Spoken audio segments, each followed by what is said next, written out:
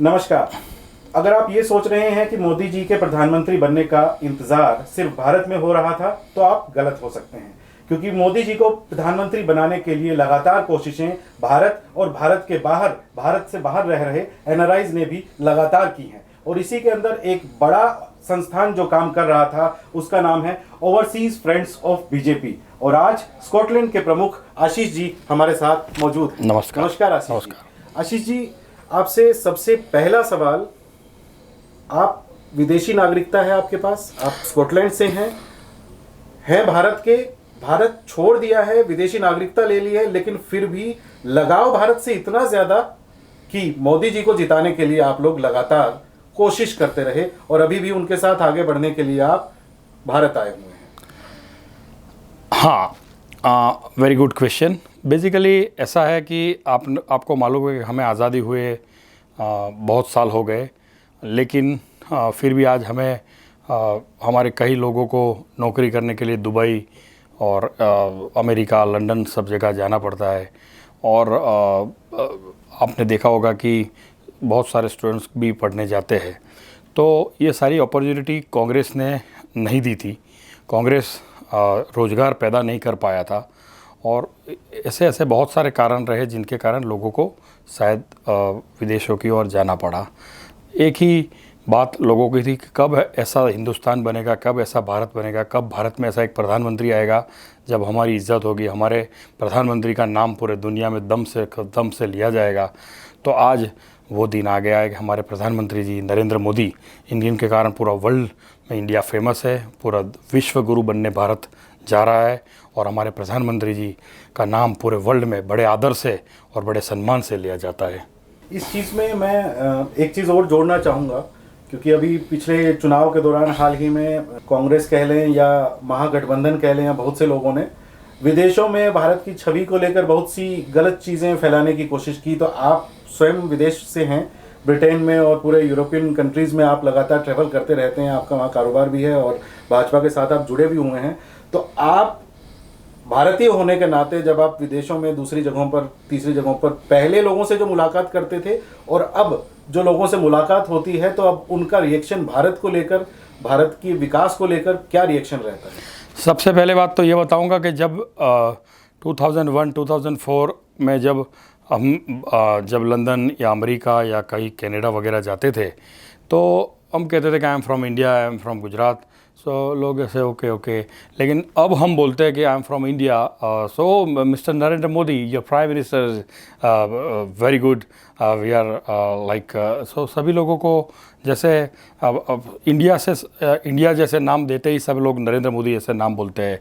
तो अपना इंडिया इतना फेमस हो गया प्रधानमंत्री जी के कारण, लोग बड़े आदर से, बड़े रिस्पेक्ट से साहब का नाम लेते हैं, उससे हमें बड़ा गर्वान्वित होता है। इतना ही नहीं, हमें पूरे इंडियन कम्युनिटी को पूरे विश्व में प्रधानमंत्री जी की वजह से हमें बहुत आदर और सम्मान मिलने लगा है।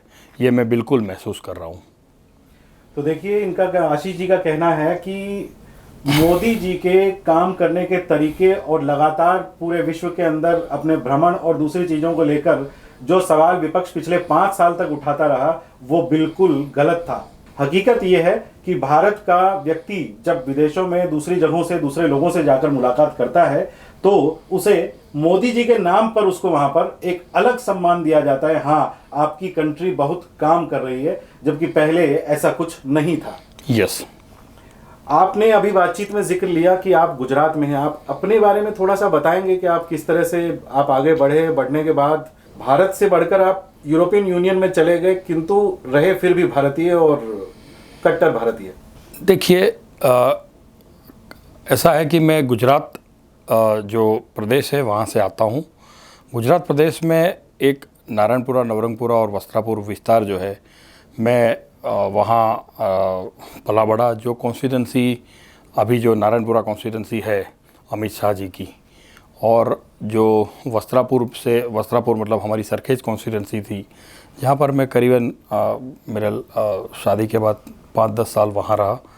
और अभी जहाँ से अमित शाह जी लोकसभा लड़ रहे हैं, गांधीनगर कॉन्स्टिट्यूंसी, वहीं से मेरे मम्मी, पिताजी, मेरी बहन और मेरी वाइफ के सारे रिश्तेदार, सारे लोग, मेरे दोस्त, मेरी schooling, everything is in that constituency. तो बेसिकली हम अमित शाह जी की कॉन्स्टिट्यूंसी से आते हैं और मैं करीबन 2003-04 में से अभी तक लंदन और स्कॉटलैंड में रहता हूँ और मैं 2007 से अभी तक overseas friends of BJP United kingdom में कारोबारी सदस्य भी रहा हूँ।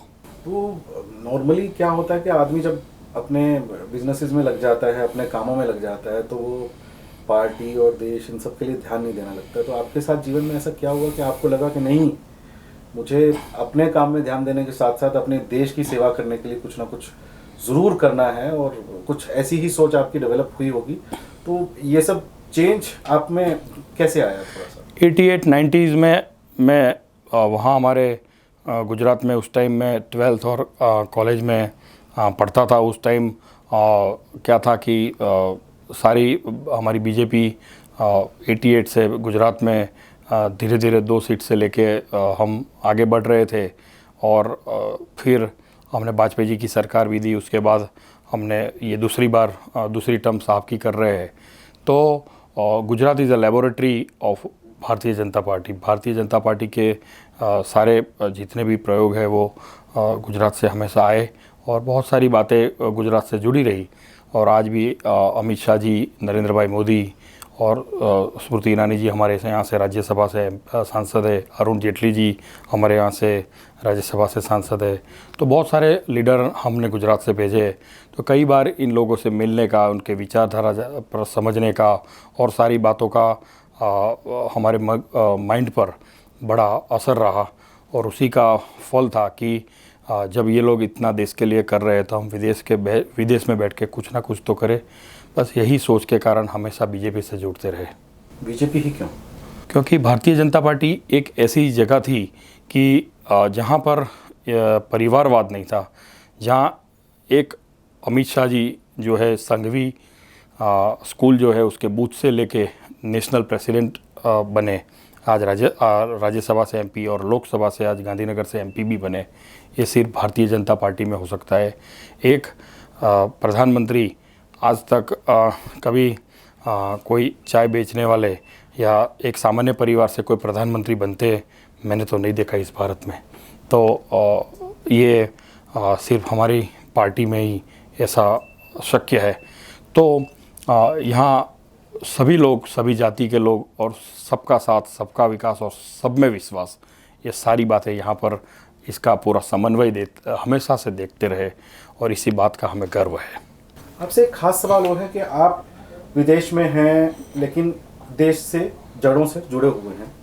आपकी तरह और भी बहुत से लोग हैं जो कि अपनी एक संस्था बनाकर एक दूसरे के साथ कोलेजियम में रहते हैं और मिलकर देश की प्रगति के लिए लगातार कार्य कर रहे हैं।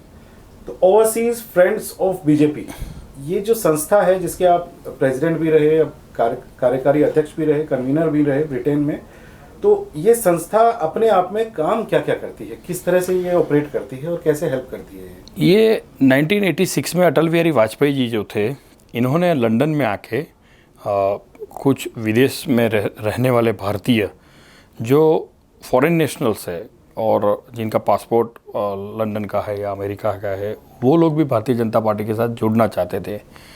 तो ये जो विदेश में जो लोग रहेंगे उनके लिए भारतीय जनता पार्टी नाम संभव नहीं था, क्योंकि भारतीय तो वो है नहीं, तो भारतीय शब्द उनके लिए यूज़ नहीं कर सकते।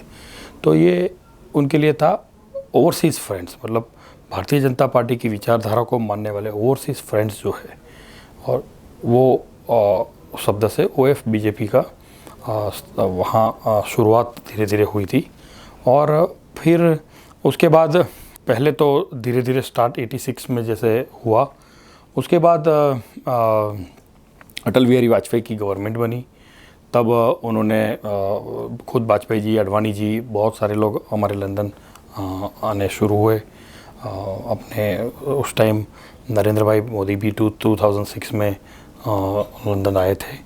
तो धीरे धीरे जैसे जैसे लोगों को पता चला कि ऐसे संस्था चलता है, तो बहुत सारे एक ही विचारधारा के लोग एक मंच पे आने लगे और संगठन बढ़ता रहा। हमारा पहले कार्यक्रम यह था कि हमारी ये जो स्पष्ट जो विचारधारा है उसको हमारे वहाँ के लोगों में हम एक दूसरे को मिले, इसके एक प्लेटफॉर्म पे हम एक दूसरे को मिलते थे, हमारा संगठन बढ़ता है, एक दूसरे के हम हेल्प करते हैं और एक दूसरे में एक जैसे कई बार क्या होता है कि आप लोग तो भारत में बहुत नज़दीकी रहते हैं, हम कोई एडनबरा रहता है, कोई ग्लासगो रहता है, कोई मैनचेस्टर रहता है, कोई लंदन में रहता है, तो हम लोग एक दूसरे को नहीं मिल पाते। लेकिन दिवाली होती है, रक्षाबंधन होता है, तो और दूसरे कोई कार्यक्रम होता है, जैसे अभी मोदी जी की जीत हुई तो बहुत सारे लोग आ गए, हमने जश्न मनाया स्कॉटलैंड में, लंदन में, तो सारे लोग अपने अपने कल्चर, अपने अपने नृत्य, कोई गरबा कर रहा था, कोई ये कर रहा था, कोई मिठाई खिला रहा था,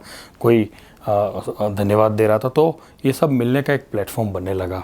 तो हमें भी लगे कि हम भी इस प्लेटफॉर्म से पूरे भारत से जुड़े रहते हैं। हमें लगता है कि आज भी हम भारत में ही रहते हैं और भारत की हर कोई गतिविधि, आज प्रधानमंत्री शपथ लेंगे हमारे ऑस्ट्रेलिया से, न्यूजीलैंड से, कनाडा से, लंदन से, स्कॉटलैंड से, बहुत सारे फॉरेन नेशनल, एनआरआई, उद्योगपति सारे आए हुए हैं और सारे लोगों को लगता है कि जैसे हम ही प्रधानमंत्री बन रहे हैं, जैसे हमारे में से कोई प्रधानमंत्री बन रहा है, ऐसी भावना हो रही थी।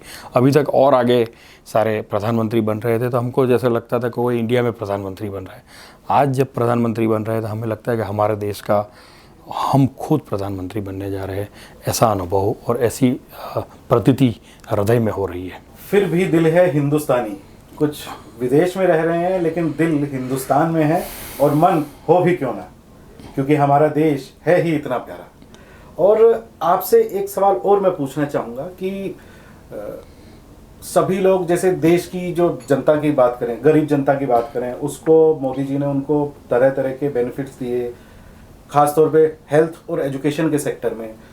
हर सेक्टर के आदमी को जो देश में रहता है उसको मोदी जी की योजनाओं से फ़ायदा हुआ है और अब आकांक्षाओं को पूरा करने के लिए और फ़ायदा मिलेगा, हर आदमी को मिलेगा, क्योंकि रोड्स का जो नेटवर्क और हमारा रेल का नेटवर्क और कनेक्टिविटी हमारी इतनी स्ट्रॉन्ग आज तक कभी नहीं हो रही, इस पेस से डेवलपमेंट कभी नहीं हुई। लेकिन आप लोग विदेश में रहते हैं, आप लोगों की क्या अपेक्षाएं हैं? हमारी एक ही अपेक्षा है कि हमारा जो भारत है इसमें आज तक जो आगे कांग्रेस की सरकार ने जो प्रॉब्लम्स, भ्रष्टाचार और दूसरे तरह के, मैं उनका अभी नाम नहीं देना चाहता हूँ क्योंकि बहुत जल्द कांग्रेस मुक्त भारत होने वाला है, तब मैं उनका नाम ज़्यादा नहीं दूंगा। लेकिन साहब की जो आइडियोलॉजी है कि एक तो सादगी, दूसरा प्रजातंत्र, सही मायने में प्रजातंत्र और सही मायने में सत्यता और सबका साथ, सबका विकास और सब में विश्वास करके जो चल रहे हैं, तो बस यही हो और भारत का नाम बहुत आगे जाए, हमारा भारत विश्व गुरु बने। यूनाइटेड नेशंस में हमारा भारत जैसे चाइना, फ्रांस, अमेरिका, लंदन बैठते हैं, इसी तरह एक सीट पे एक दिन हमारा भारत का प्रधानमंत्री या हमारा भारत का विदेश मंत्री वहाँ बैठा हो और हम देश को सैल्यूट करें कि हमारा भारत का लोग बैठे हैं। बस ये सपना देखने के लिए हमारी आंख तरस रही है। अपने लिए कुछ नहीं, देश के लिए सब कुछ। यस। और यही इच्छा के साथ आशीष जी और इनके मित्रगण और सभी लोग जो विदेशों में रहते हैं, भाजपा के साथ मिलकर ओवरसीज फ्रेंड्स ऑफ बीजेपी बनकर लगातार भाजपा के लिए ही नहीं, भारत देश के लिए काम करने में जुटे हुए हैं। आपसे बातचीत के लिए बहुत बहुत धन्यवाद। नमस्कार। आपके टीवी के माध्यम से और आपकी चैनल के माध्यम से पूरे भारत को, आपके टीवी चैनल को, सबको मेरा प्रणाम। वंदे मातरम। भारत माता की जय।